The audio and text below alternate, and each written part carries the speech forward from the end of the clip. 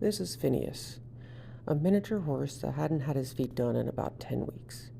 The last farrier had clubbed out one full hoof. The other hoof was boxed out pretty bad, with very thick heels, as you can see. I decided to work on the inside of the foot first to see how far down I really needed to go. The grinder really helps with keeping a nice even amount taken off. I'm trying to work with the frog. As you can see, there is a split in the back of the frog from how dry it has been. And this horse being located in Southern California, we have a very dry climate.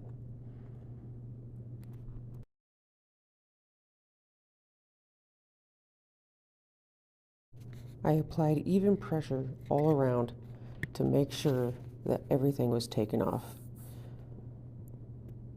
The grinder allows me to be able to take off the frog as well without harming the horse. As you can see here, how much more I took off.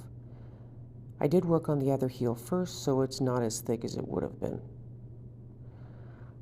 I ended up grinding up the other side and making sure that it was even with the other. The foot came out actually pretty good. Here I am finishing up just the finishing touches to make sure that the hoof is actually nice and even.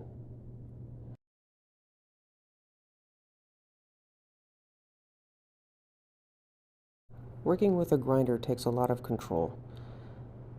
For one, you have to hold the ankle of the horse to make sure it doesn't move their leg around, and to be able to apply even pressure. As you can see, a lot has been taken out, and look how much flatter and more even his ankles are.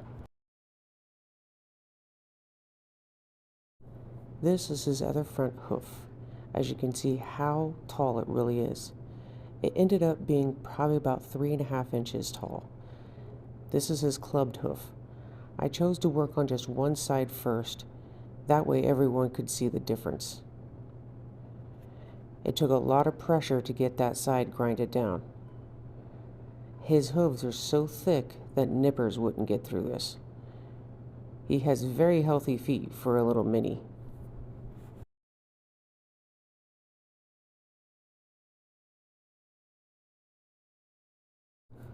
I don't do feet very often, but when I do, it takes a lot of strength just to hold the feet and hold the grinder. The grinder is about 7-8 pounds with one hand. And it's not the whole idea of holding it, it's the idea that you have to put even pressure.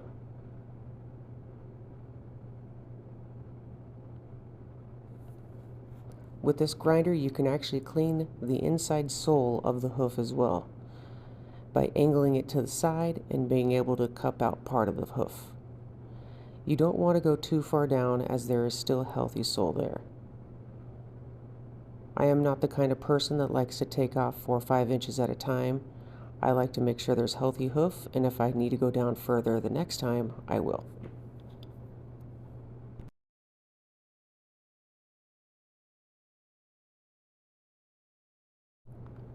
Now, as you can see, the difference was about 1.5 inches.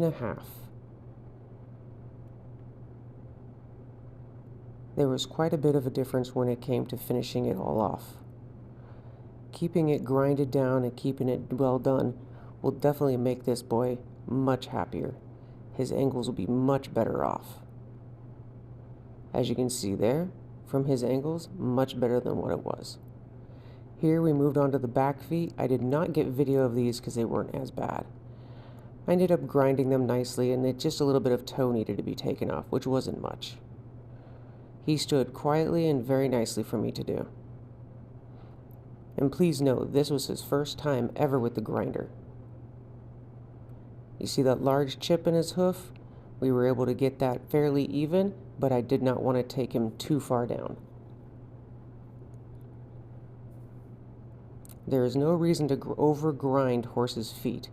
Just get him to a safe area like you see there with good angles, and you're good to go.